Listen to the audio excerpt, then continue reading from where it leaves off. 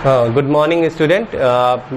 Today's topic is real number. We are going to explain a real number. Real number जो है आपके दो types के होते हैं. एक होता है रेशनल नंबर, वो सभी नंबर जिसको हम p बाई क्यू फॉर्म में लिख सकते हैं, जहाँ पे p और q क्या होगा, आपका इंटीजर होगा, उन्हें हम लोग रेशनल नंबर कहते हैं. और रेशनल नंबर के अंदर दो कंडीशन होती है कि हम जब भी p बाई क्यू फॉर्म में लिखेंगे तो जैसे एक नंबर है 4/5, एक नंबर है 1/3. अगर हम इसको डिवाइड कर रहे हैं 5, 4, जब हम डिवाइड करेंगे तो डेसिमल लगाएंगे 0, 5 8 40, यानी कि रिमाइंडर आपका अगर 0 आ रहा है तो इसका मतलब हो गया टर्मिनेटिंग. यानी ऐसे डेसिमल जिसका क्या कहते हैं, ऐसा p बाई क्यू फॉर्म जिसमें डिवाइड करने पे रिमाइंडर क्या हो रहा है 0, यानी रिमाइंडर हमारा खत्म हो जा रहा है, उसको हम लोग टर्मिनेटिंग डेसिमल कहेंगे.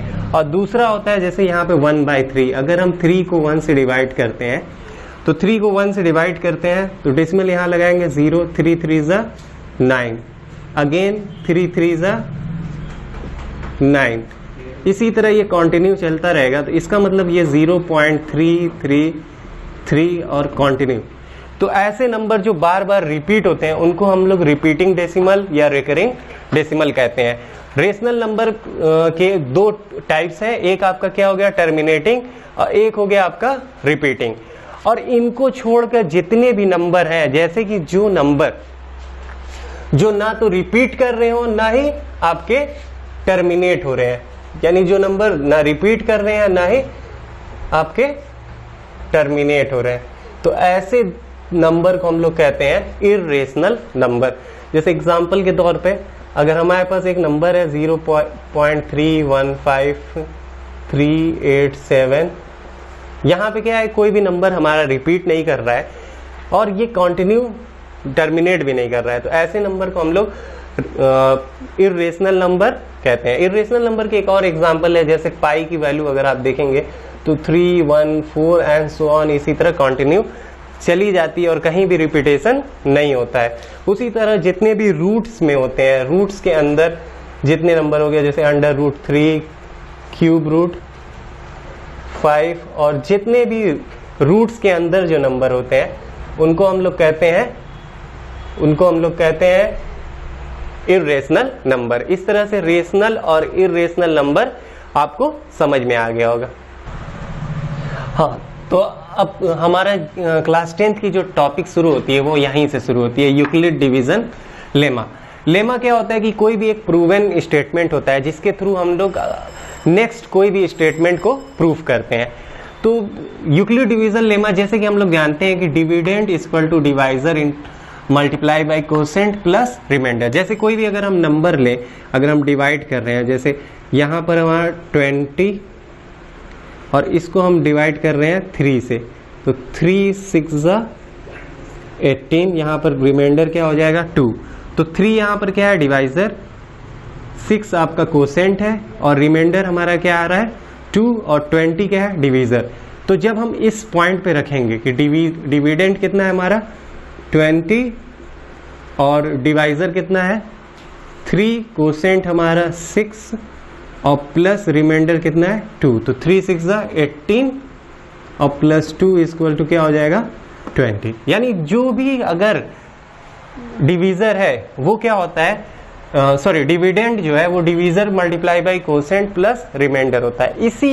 इसी को अगर हम एक स्टेटमेंट में कहें तो क्या है कि कोई भी अगर पॉजिटिव इंटीजर है अगर एग्जिस्ट करता है, जैसे a और b क्या है, दो पॉजिटिव इंटीजर है जो एग्जिस्ट करते हैं, तो वहां पर एक यूनिक इंटीजर q और r होगा जो फॉलो करेगा, जो सेटिस्फाइड करेगा, जहां पर a क्या है एज ए डिविडेंट होगा, b आपका क्या है डिवीजर और q जो है कोसेंट और रिमाइंडर. यानी a bq प्लस r को, ये जो आपका इक्वेशन है इसको ये सेटिस्फाइड करेगा. इसी को हम लोग कहते हैं यूक्लिड डिवीजन लेमा, जहां पर रिमाइंडर हमेशा क्या होगा 0 से बड़ा, 0 या 0 से बड़ा, और वो हमेशा डिवीजर से छोटा होगा. तो इस अगर स्टेटमेंट को अगर हम लोग क्या कहते हैं फॉलो करें और इसको अगर सेटिस्फाइड कर रहे हैं तो इसी को हम लोग कहते हैं कि यूक्लिड डिवीजन लेमा.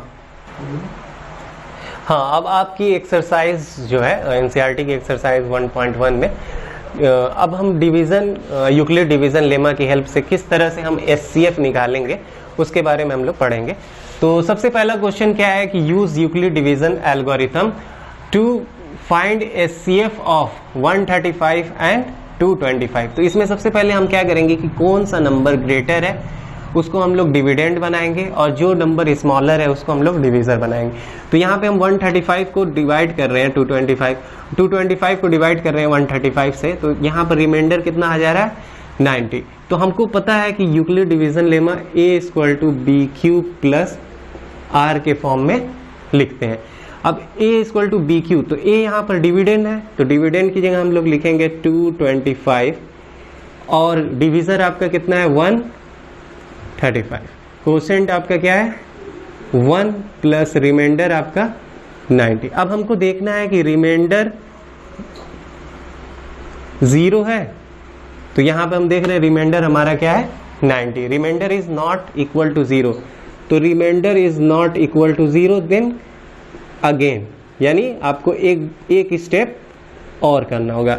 अब स्टेप में क्या है कि जो आपका रिमाइंडर होगा वो डिवीजर हो जाएगा और जो पहले डिवीजर था वो अब क्या हो जाएगा डिविडेंड। तो उस अकॉर्डिंग अगर हम देखेंगे तो 135 इज इक्वल टू यहां पे क्या हो जाएगा डिवीजर 90 मल्टीप्लाई बाई 1 प्लस 45। देखेंगे रिमाइंडर क्या है 0 नहीं है, तो जब रिमाइंडर जब तक 0 ना रहे तो ये स्टेप आपका अगेन एंड अगेन होता रहेगा। तो एक और स्टेप हम देखेंगे, तो यहां पर क्या है कि जो रिमाइंडर था वो 45 था, अब जो रिमाइंडर है वो क्या हो जाएगा डिवीजर और जो पहले डिवीजर था वो क्या हो जाएगा डिविडेंड। तो ये स्टेप अगर हम देखेंगे तो यहां पर क्या हो जाएगा 90 = 45। देखिए कोसेंट कितना है 2, 45 2 = 90 और प्लस रिमाइंडर कितना है 0। तो जब रिमाइंडर आपका इक्वल टू 0 होगा तो जो आपका डिवीजर है यानी डिवीजर क्या हो जाएगा, जो डिवीजर है वो बिकम्स हो जाएगा आपका एचसीएफ, यानी एचसीएफ क्या हो जाएगा 45। तो इस स्टेप को एक बार और हम समझाते हैं कि सबसे पहला क्या होता है कि हमको क्वेश्चन क्या है पूछ रहा है कि use Euclid division algorithm to find HCF. ठीक है, तो 135 और 225 का क्वेश्चन था। तो इसमें सबसे पहले आपको फाइंड करना है कि कौन सा ग्रेटर है। ग्रेटर वाले को आप क्या बना लेंगे डिविडेंड और स्मॉलर नंबर को डिवीजर। तो स्मॉलर नंबर को जब हम डिवीजर 135 मल्टीप्लाई बाई 1, यहाँ पर रिमाइंडर आप देख ही रहे हैं 90 आ रहा है, तो इसमें आप सेट करें। तो डिविडेंड की जगह आप 225 लिखेंगे, डिवीजर की जगह 135 और देखिए कोसेंट 1 है तो 1 टाइम्स प्लस रिमाइंडर। इसी को एक और ये कब तक ये स्टेप करना है जब तक कि आपका रिमाइंडर 0 ना आ जाए। जब रिमाइंडर 0 आ जाए तो उसको हम लोग कहते हैं कि जहां पर रिमाइंडर 0 हो जाएगा उस स्टेप को डिवीजर को हम लोग एचसीएफ कहेंगे और वो एचसीएफ आपका यहां पर निकल गया 45। हाँ, अब हम लोग नेक्स्ट क्वेश्चन में देखेंगे एक्सरसाइज 1.1 के क्वेश्चन नंबर 2 है। कह रहा है यहाँ पे so that any positive odd integer is of the form 6q plus 1, 6q plus 3, 6q plus 5 where q is some integers। तो यूक्लिड डिवीजन लेमा हमारा क्या कहता है कि अगर हम यूक्लिड डिवीजन लेमा की यानी अगर कोई पॉजिटिव इंटीजर a है तो bq plus r, जहां पे b क्या कहते हैं डिवीजर है, q कोसेंट है प्लस रिमाइंडर है। अब उस हिसाब से अगर हम देखेंगे सपोज कर लिए यहाँ पर जो फॉर्म का है 6q plus 1, 6q plus 3, 6q plus 5, तो यहाँ पे 6 आप देख रहे हैं कॉमन है तो 6 को हम एज अ डिवीजर लेंगे। ठीक है, तो सपोज कर लीजिए कि सपोज यहाँ पे आप सपोज कर लीजिए कि suppose there is a positive integer a, कोई भी एक पॉजिटिव इंटीजर a है जो डिविजिबल बाय 6 है।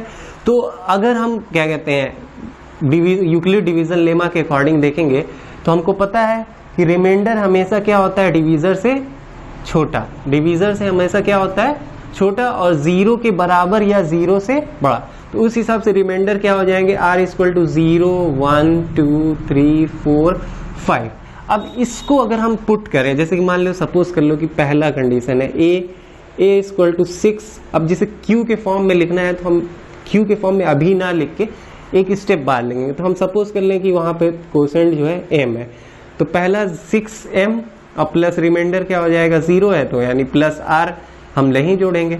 उसी तरह से दूसरा जो हो जाएगा वो 6m प्लस 1 6m प्लस 2 और 6m plus 3 same 6m plus 4 और 6m प्लस 5 होगा।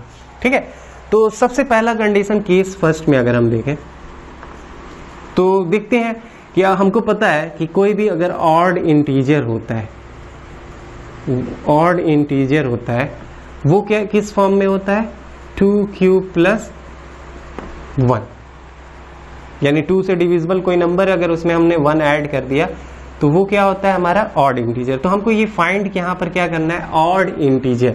तो उस हिसाब से पहले केस में हम फर्स्ट के लिए देखेंगे when a equal to 6m। तो 6m में अगर हम 2 कॉमन ले लें, ठीक है, तो 2 कॉमन ले लेंगे तो ये क्या हो जाएगा, ठीक है,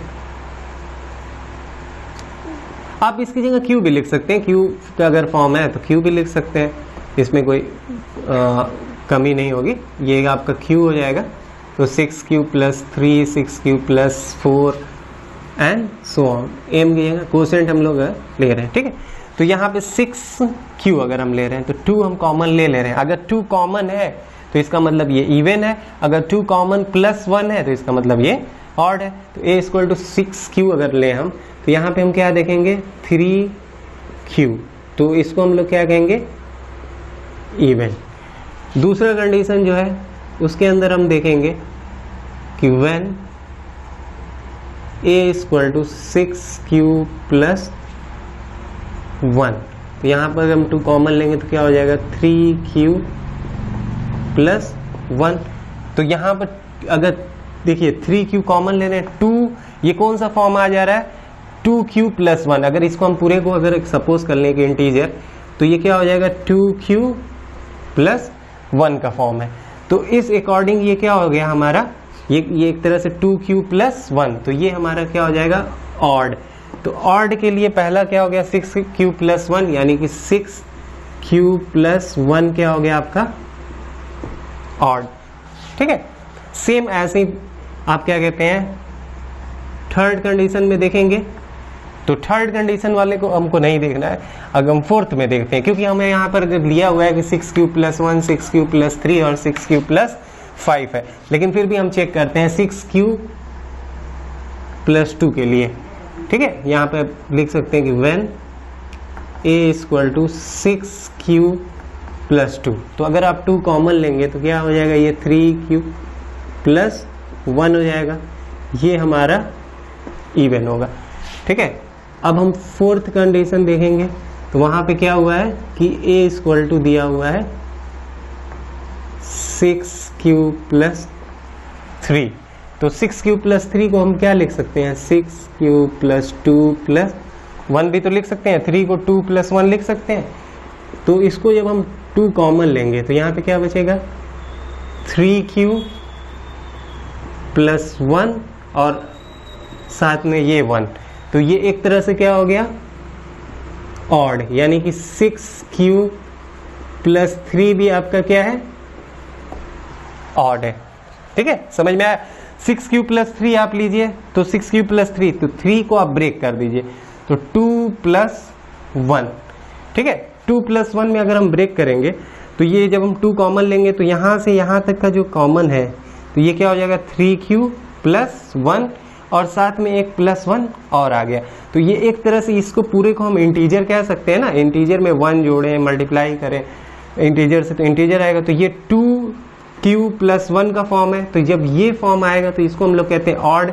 जब ऑड आएगा तो यानी कि 6q प्लस 3 क्या हो जाएगा ऑड।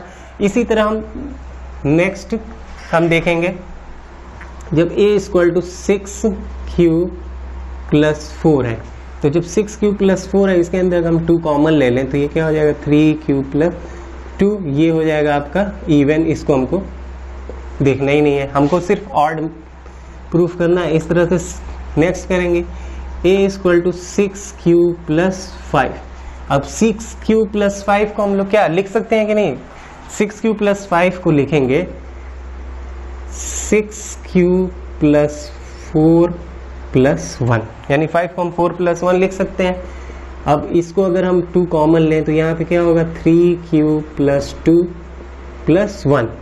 ये एक तरह से कौन सा फॉर्म आ गया? प्लस 1 वाला फॉर्म है, तो इसका मतलब ये ऑड है। जैसे 2 और ये पूरा का पूरा इंटीजर, यानी 2 इंटीजर प्लस 1, तो 2 से डिविजिबल और 1 जब भी कोई चीज आएगी तो वो क्या होती है? ऑड। तो इस अकॉर्डिंग क्या हो गया हमारा 6 क्यूब प्लस 5 भी क्या हो गया? ऑड। तो यहां पर हम लिख सकते हैं हेंस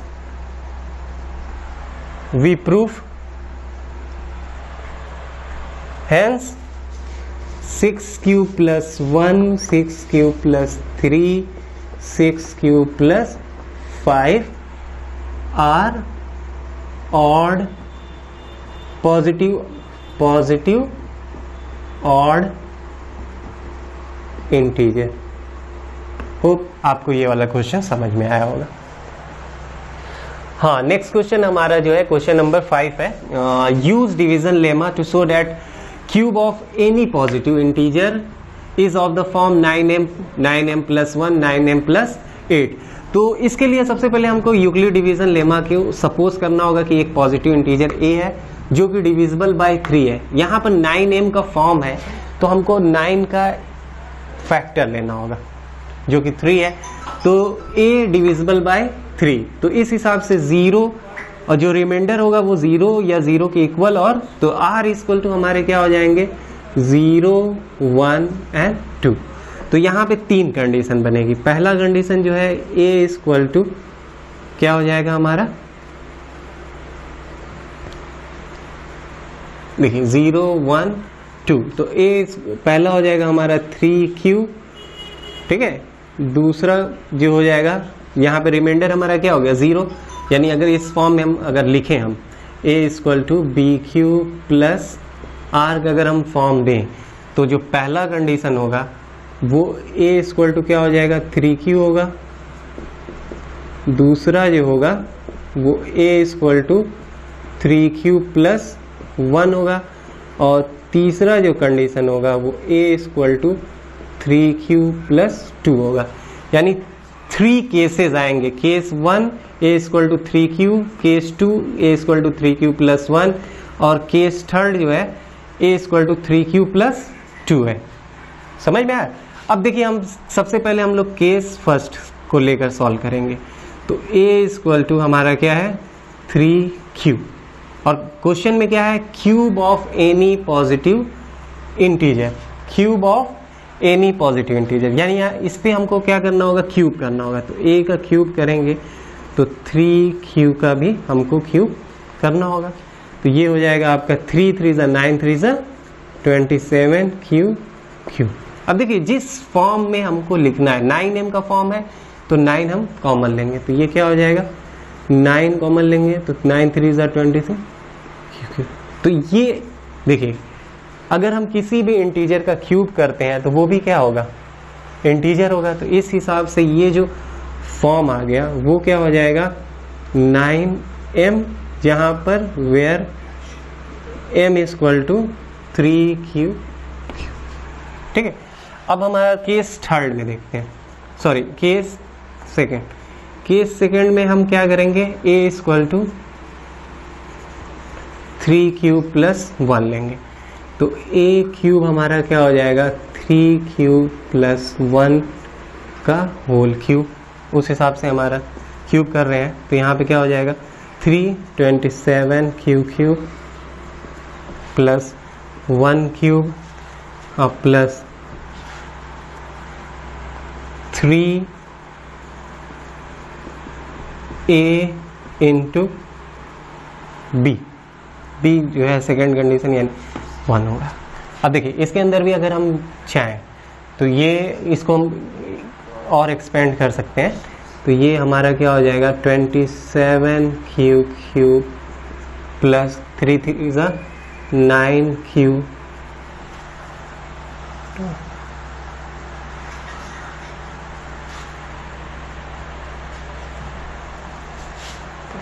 ठीक। हाँ, इसको अगेन हम कर रहे हैं। जैसे आपको पता है कि a प्लस बी का होल क्यूब क्या होता है, a cube plus b cube plus 3a square b plus 3ab square. तो इसी अकॉर्डिंग हम इसको करेंगे। तो 3q का स्क्वायर क्यूब करेंगे 27 क्यूब प्लस 1 और प्लस 3 इंटू 3q का स्क्वायर क्या होगा 9q स्क्वायर इंटू बी, यानी यहाँ पर हो जाएगा 9q स्क्वायर, ठीक है, और प्लस 3ab स्क्वायर। तो 3 इंटू ए क्या है 3q और बी क्या है 1 का होल स्क्वायर। तो उस अकॉर्डिंग यहाँ पर क्या हो जाएगा, एक लाइन से हम लिख दे रहे हैं 27q क्यूब प्लस 3 9 ज़ा 27q स्क्वायर प्लस 3 3 ज़ा 9q प्लस 1। अगर इसके अंदर हम 9 कॉमन ले लें तो 9 कॉमन लेंगे तो यहाँ क्या बचेगा 3q क्यूब, ठीक है, और plus 3q square plus q और ब्रैकेट के बाहर 1। तो इस तरह से ये किसका फॉर्म हो गया 9m प्लस 1, जहाँ पे m इक्वल टू क्या हो जाएगा, तो ये सेकेंड फॉर्म हमारा। अब हमारे पास एक और कंडीशन बच रही है, वो है हमारी केस थर्ड, जिसमें हम a इक्वल टू क्या लेंगे 3q प्लस 2, ठीक है। उस अकॉर्डिंग अगर हम करेंगे तो ये आएगा हमारा, इसको देखिए यहाँ पर कर दें ताकि आप इसमें मिक्स ना हो जाए। तो 3 क्या है 27q क्यूब प्लस 2 का क्यूब जो हो जाएगा वो 8 और प्लस 3 इंटू 3q का स्क्वायर क्या होगा 9q स्क्वायर इंटू 2 3ab, तो 3a स्क्वायर बी, अब 3ab स्क्वायर प्लस 3a आपका क्या है 3q और स्क्वायर यहाँ पर क्या हो जाएगा 2 का होल स्क्वायर, यानी 2 का स्क्वायर आप कर दीजिए, ठीक। अब इसको हम नोट सॉल्व करें आगे, तो 27q क्यूब प्लस 3 2 ज़ा 6 9 ज़ा 50 4q स्क्वायर प्लस 3 3 ज़ा 9 9 4 ज़ा 36q प्लस 8। अब देखिए यहाँ पर हम 9 कॉमन ले सकते हैं। 9 अगर हम कॉमन लेंगे तो यहाँ क्या बचेगा 3q क्यूब प्लस 3 9 6 ज़ा प्लस 9 4 ज़ा और प्लस 8। तो उस अकॉर्डिंग ये क्या हो जाएगा 9m प्लस 8।